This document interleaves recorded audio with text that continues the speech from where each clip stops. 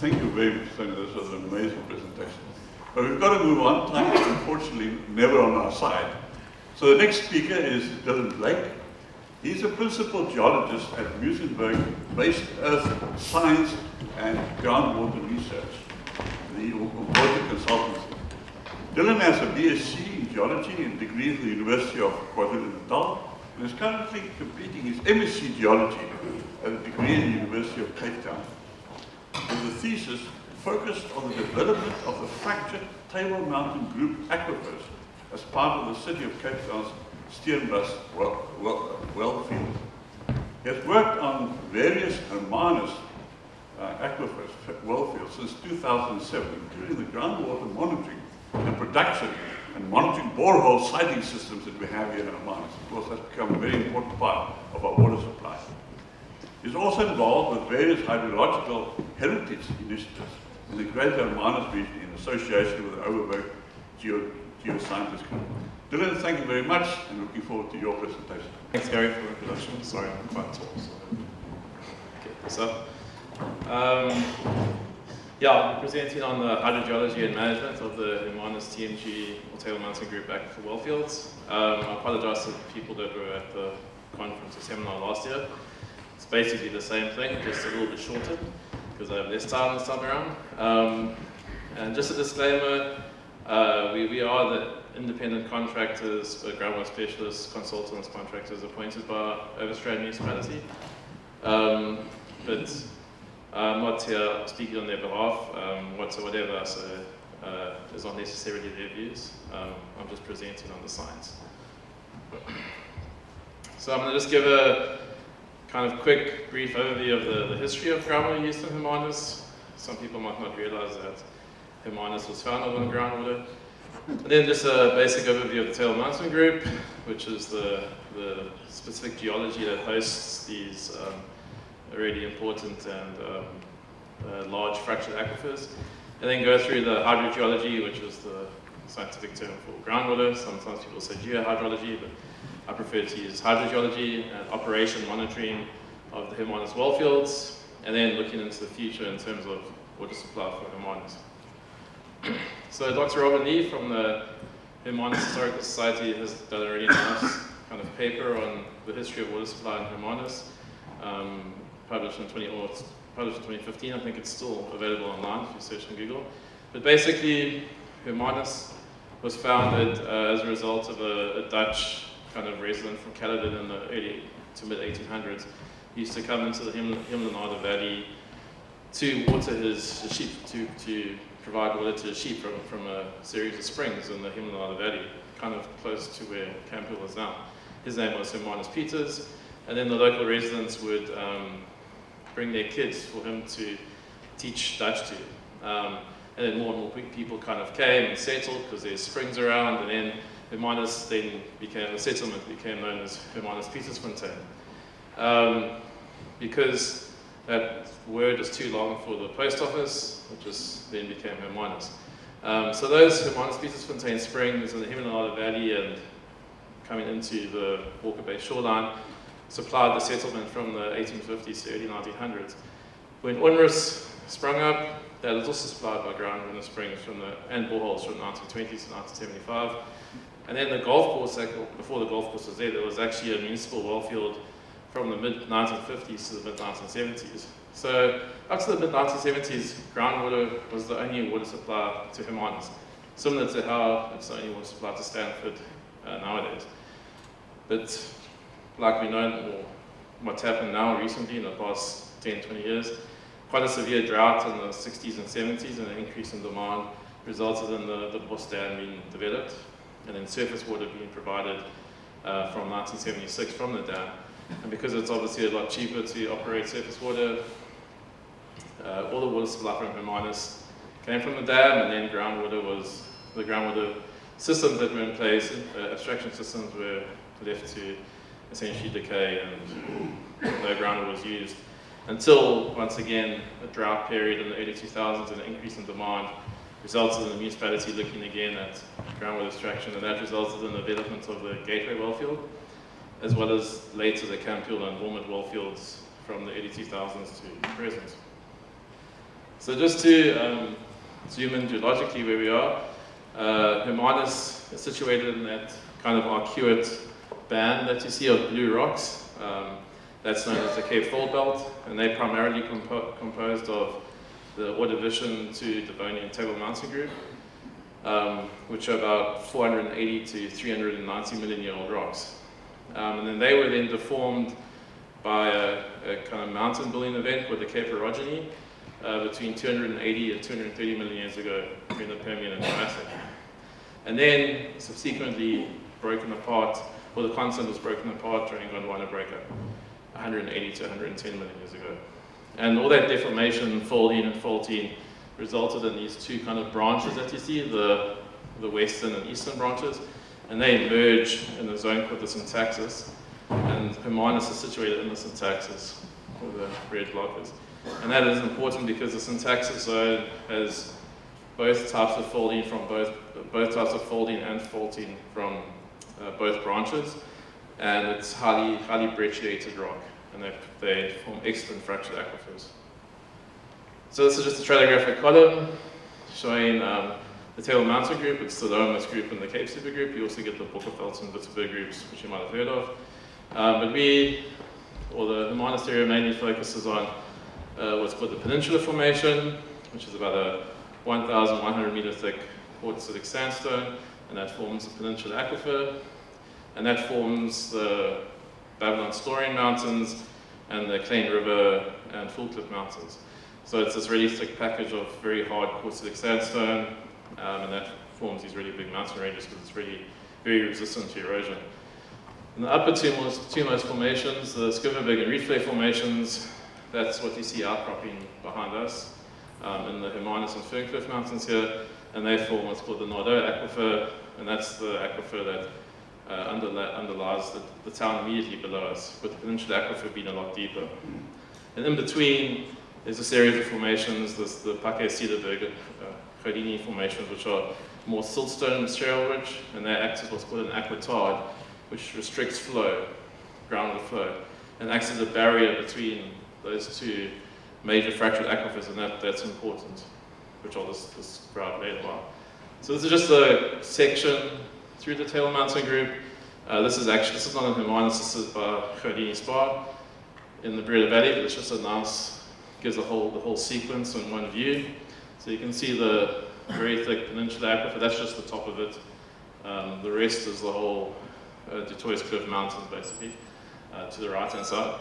And then you get the Skivberg and Rietflay formations at the top of the group, which forms the Nordo Aquifer, and then those shale-rich units in between, which acts as a barrier between the two. So the Table Mountain group aquifers are what you call fractured aquifers, or secondary aquifers. So essentially there's no water in the rock mass itself. All the water flows in secondary porosity that was induced from tectonic processes, and in some cases weathering processes. So if you look at that middle picture, essentially if you took a big chunk of glass, you pour water on it, the water just flows over the sides. But if you had to take a hammer to that glass and smash it up, the water will flow through the cracks in the glass. And that's essentially how a fractured aquifer, in this case, the Table Mountain group aquifers work. The other main aquifers you get are primary aquifers, so those are your sand aquifers, like Stanford, the Stanford aquifer, the Cape Flats aquifer. We have thick dune and river deposits, and the groundwater occurs in between the primary porosity between the sand grains. It's like when you go to the beach and you dig a hole in the sand and the water seeps through. That's basically a primary aquifer. And the other type of secondary aquifer, which you don't get in Hermanus, but you do get extensively in Gauteng and also in the Southern Cape region around the Hoop Nature Reserve, is karst aquifers, which you find in limestones and dolomites, where you get dissolution of the carbonate material, which leads to sinkholes, etc. So that just shows what fractured aquifers look like. This is specifically the Peninsula Formation, the big kind of parasitic folds that you see in the mountain face by Full Cliff. And then the bottom three pictures are just some of the big rock fragments that we intersected in drilling in some of the Gateway wellfield holes. And then that's just some core taken from drilling for the city of Cape Town. So that's what you see at hundreds of meters of depth, and that allows for water to flow through these otherwise solid rocks. So if we look at Hermanus itself, we have 3 well fields in the greater Hermanus area that target the Table Mountain Group aquifers, and specifically the Peninsula Aquifer. So the lower red block is the Gateway well field, basically on the opposite side of the road of Gateway Shopping Centre. Then if you go up the hill in Nada Valley, you see the green blocks. That is the Camphill well field, which runs basically from the K9 unit and the pig farm up to Vormut. And then just east of Vormut, the yellow block, is the Vormut well field. And because of one want to break up in the Cape Fulbelt and the Cape Orogeny, the Table Mountain Group has been separated into a series of fault blocks. So that's what those black lines that you see on the map are. And essentially, if you go from north to south in Hermanus, the geology has been faulted like a set of dominoes that have collapsed downwards towards the shoreline. So the Peninsula Formation, which is that very light blue unit, lightest grey to light blue unit, forms, like I said, the high mountain ranges of the Klein River and Babylon Story Mountains. And that's where you get your recharge occurring, or your rainfall, because the higher mountains force orographic rainfall and increased rainfall and recharge into the aquifer. And then that then flows down the various major faults. In the case of Gateway, the northeast southwest Hermanus fault, and the municipality extracts from the Peninsula Aquifer, which is about 100 to 150 meters depth at Gateway. It also flows from the Ferncliff Mountains north, along the northwest southeast Ferncliff fault towards the Vormut wellfield in the yellow there. And then the recharge area for the Camphill wellfield is the Onerous Mountains, and that's where ground was extracted along the northeast southwest Atacusca fault. So if we just look zoomed in, this is a recharge map with the blue, the dark blue and purple colors indicating high recharge. Recharge meaning water that flows into the aquifer from rainfall. And then the Table Mountain Group is usually about 20% of rainfall enters these aquifers. And you can see the recharge areas for the Gateway and Vormut wellfields on the right being the Ferncliff Mountains, and on the left being the Onerous Mountains. And this is why it's essential to ensure that those kind of mountainous, pristine mountainous areas remain free of alien vegetation, not only to ensure it doesn't destroy the natural frameworks biodiversity, but natural vegetation also promotes increased recharge into these aquifer systems. So that's why it's essential that those areas remain alien-free and development-free. So we just look at the actual geology quickly of the well fields. This is the view that you're greeted with as a normal person. And then as a geologist, that's kind of what we see. So the red dashed lines are the various faults. The long horizontal one being the Hermanus fault, and the shorter vertical one being the Ferncliff fault. Like I said, the coastal platform in Hermanus is the Skerberg Formation, or Nardo Aquifer. And you can see the golf course there where the old wellfield used to be in the 1950s to 70s, and Gateway wellfield is just to the east here, with the recharge in the Peninsula Aquifer carrying up in the Ferncliff Mountains and then running at depth along the fault.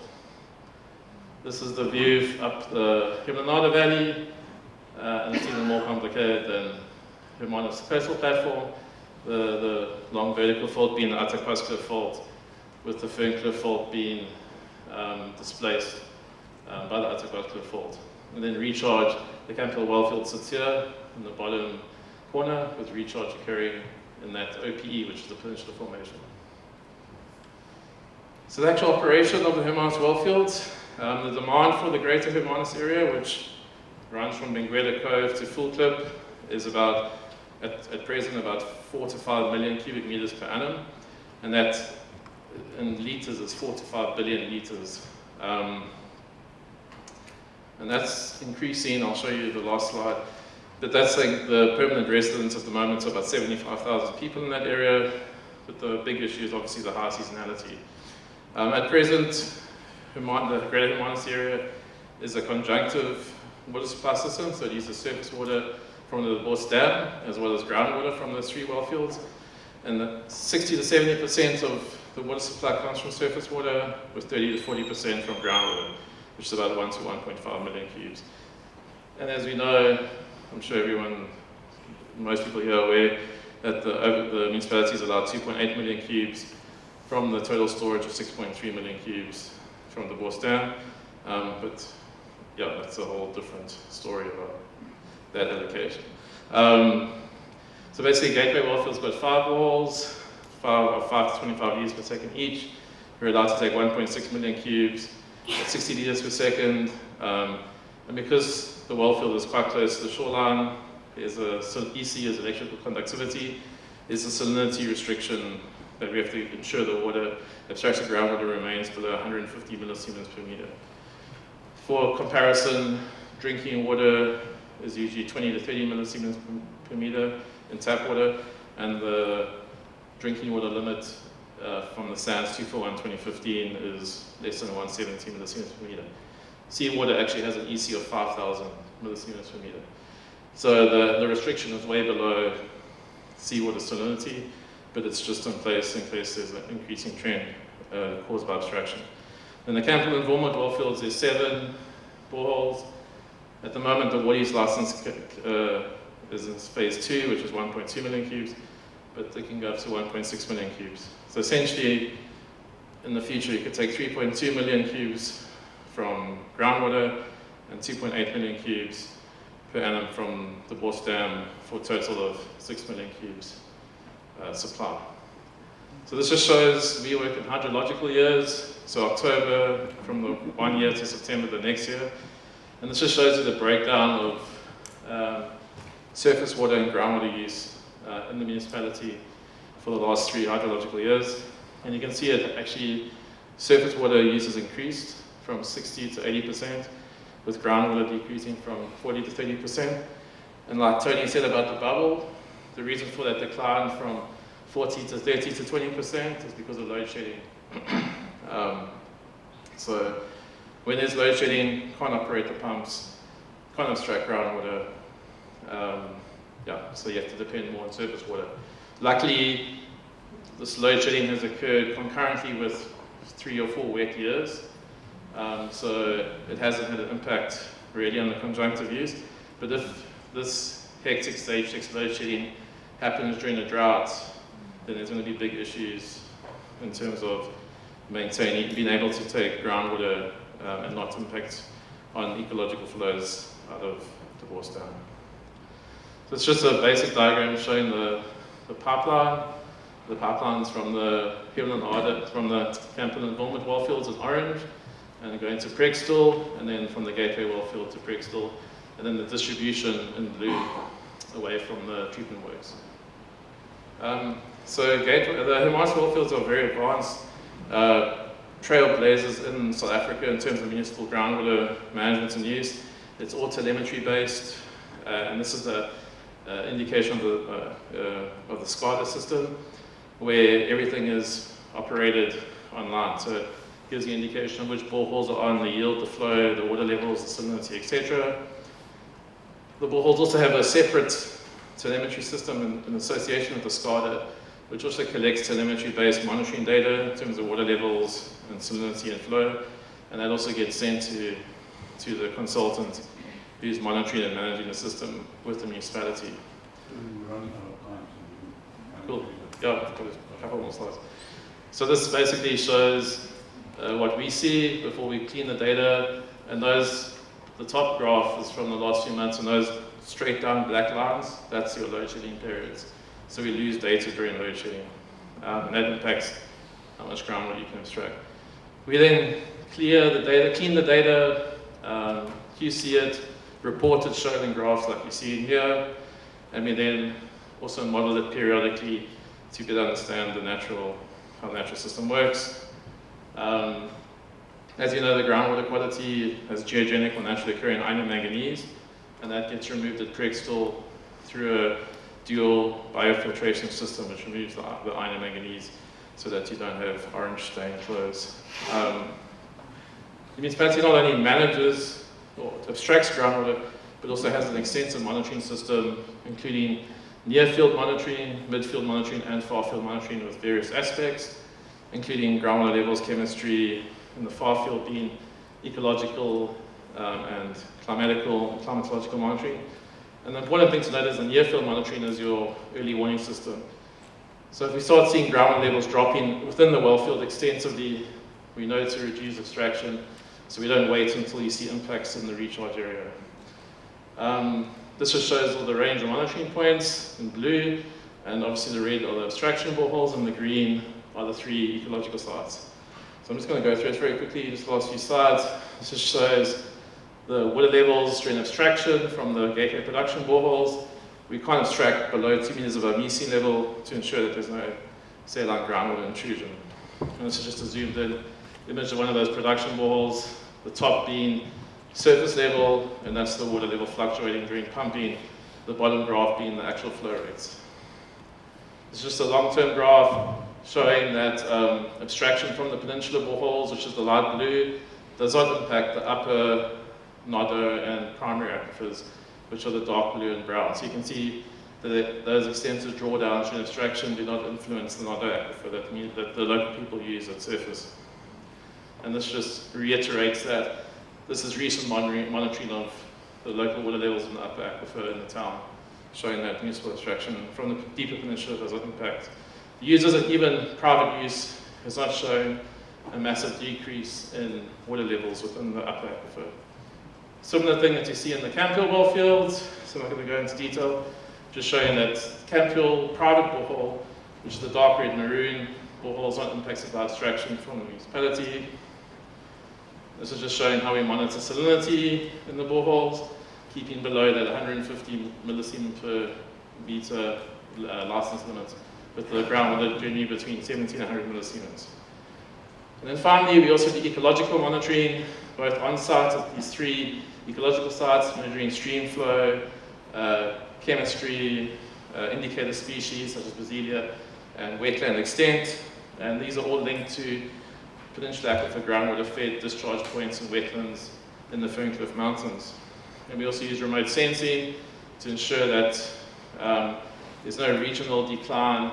In this case, we use what's called a normalized differential vegetation index, which indicates greenness. And if you just look at that graph prior to abstraction in 2000, you can see the greenness follows seasonality. Then that black line is fires, and then recovers, and there's no long-term decline in the NDVI greenness index as a result of abstraction. So last slide, just to say that well for development and abstraction has been successfully implemented for almost 2 decades in Hermanus to help the town get through the 2009 to 2011 Southern Cape drought, the Day Zero drought, as well as the last Heritage Day flood, which wiped out the Boss Dam pipeline, and only Gateway Wellfield was supplying water to the whole of the Greater Hermanus area. There's a strong monitoring culture and management culture in the municipality, and we involve stakeholders and community engagement through what's called the Hermanus Monitoring Committee, which we provide reports, presentations, as well as to the regulators and the public. But what's important is modeling, monitoring, and managing these aquifers ensures that they can be used sustainably over time, and like's been shown in the last 20 years, and that they will be able to be expanded to that 3.2 million cubes. But final slide, the big issue coming up with Hermanus, and like Tony said, with the push and pull and the inward migration, is that the blue bars is the current water use. So like I said, between 4 to 5 million cubes per annum. The red line, the horizontal red line that you see, that is the current water supply based on groundwater and surface water, with the cap being 6 million cubes.